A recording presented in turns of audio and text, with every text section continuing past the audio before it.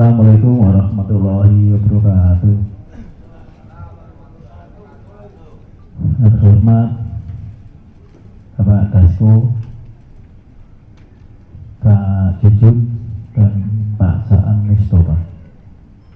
Tadi saya sempat ikut hadir Pak dalam sidang paripurna terkait pembahasan RUU perampasan aset koruptor. Sekilas saya mendengar bahwa RUU tersebut akan diselesaikan atau disahkan maksimal bulan Desember. Jadi kami berharap hari ini kami meminta seperti apa yang disampaikan oleh Bang Dhani, kita meminta berita, acara, audiensi AMBB, ARID dan DPR RI terkait pengesahan RUU perampasan aset koruptor itu digedok Desember. Kita minta tanggalnya Pak.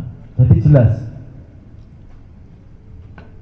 Setelah muncul batas akhir pengesahan RUU tersebut, misalnya sampai tanggal tersebut tidak terrealisasi, mundur lagi dengan alasan A, B, C, D, E, F, G, kita minta konsekuensi tanggung jawab panjenengan semua.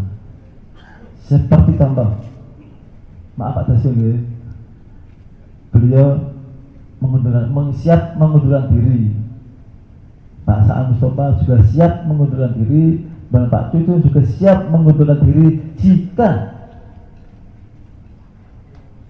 berita acara tersebut, kesepakatan tersebut tidak terrealisasi. Gitu. Saya harap yang saya sampaikan cukup itu Pak.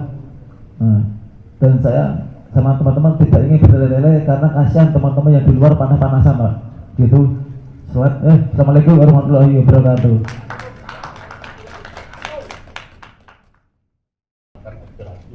Teman-teman sekalian, nah tadi di dalam rapat paripurna kita sudah sampaikan, disepakati dan disetujui bahwa limit waktu paling lambat untuk rancangan undang-undang perampasan aset itu akan diketok di paripurna pada tanggal 15 Desember 2026. Kan biasanya kalau rapat paripurna ada berita acara, saya sudah minta tadi untuk jadi pegangan kawan-kawan sekalian. Kemudian yang kedua, tadi kalau Ibu bilang soal masalah perampasan aset, kemudian misalnya narkoba juga dihukum mati, ya judulnya undang-undang narkoba memang tidak ada juga narkoba dihukum mati, tapi di dalam isinya itu kemudian ada penjelasan-penjelasan bahwa tadi kemudian dari pihak yang mendampingi selama ini tadi menyampaikan mesti ada berapa harmonisasi dan kemudian minta supaya diundang dalam rapat dengar pendapat. Saya pikir masukan-masukan pada hari ini itu adalah masukan-masukan buat teman-teman Komisi 3 dan lebih spesifik nanti kan masih ada acara-acara mendengarkan pendapat publik. Nah itu bisa nanti diagendakan, nanti tinggal kapan dan waktunya, karena ini kan nanti kalau balik ke Pati waktunya kapan nanti dikonfirmasikan saja supaya nanti kita bisa agendakan untuk menerima masukan-masukan yang lebih komplit untuk memperkaya undang-undang perampasan aset. Ada tambahan? Ya, makasih Pak Dasko, Pak Junjun, Pak Andri, dan kawan-kawan semua yang saya hormati. DPR di paripurna tadi sudah menetapkan ya tenggat waktu terkait dengan soal pengesahan aset RUU perampasan aset tanggal 15 Desember 2026.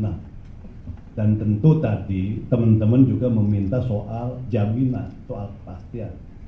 Tentu yang pertama, mari kita sama-sama kawal. Kita sama-sama kawal, sama-sama jaga, sama-sama awasi secara bersama-sama agar tanggal 15 ini memang benar-benar sesuai dengan komitmen kita bersama. Jadi kita kawal bersama-sama, kita jaga bersama-sama, kita ikuti bersama-sama dari waktu ke waktu agar tadi komitmen ini sama-sama bisa dijalankan.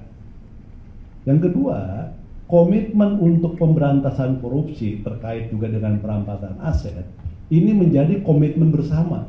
Komitmen DPR tadi sudah ditegaskan, DPR akan rampungkan 15 Desember. Komitmen Presiden juga jelas, dan tentu komitmen kita semua. Karena ini adalah komitmen kita bersama, maka sekali lagi ya kita kawal secara bersama-sama. Nah, terkait tadi yang sudah disampaikan Pak Dasko, saya jelas bahwa apa nanti isinya, DPR kan juga membuka ruang buat kawan-kawan semua, teman-teman semua untuk bisa memberikan masukan dalam rapat-rapat tadi.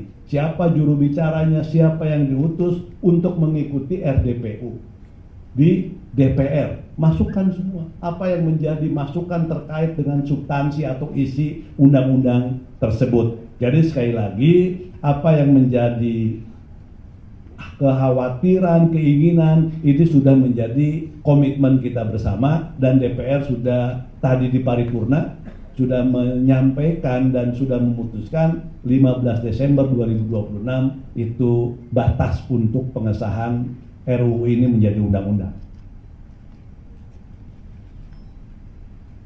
Kemudian masalah tadi yang untuk pengamanan, setelah ini saya langsung akan berkoordinasi kepada teman-teman dari APH untuk mengenai pengamanan teman-teman sekalian, baik dari itu luar maupun dari sini bus.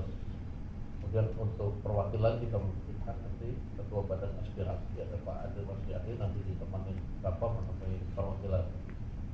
Kemudian yang berikut tadi mungkin ini yang terakhir kalau sudah nggak ada bicara, bahwa kami pimpinan DPR berkomitmen untuk menyelesaikan undang-undang ini tepat waktu, dan kami tidak ada masalah, tidak ada kekhawatiran untuk kemudian memenuhi tuntutan teman-teman sekalian. Kalau memang tidak selesai, ya kami mundurkan diri, itu nggak ada masalah.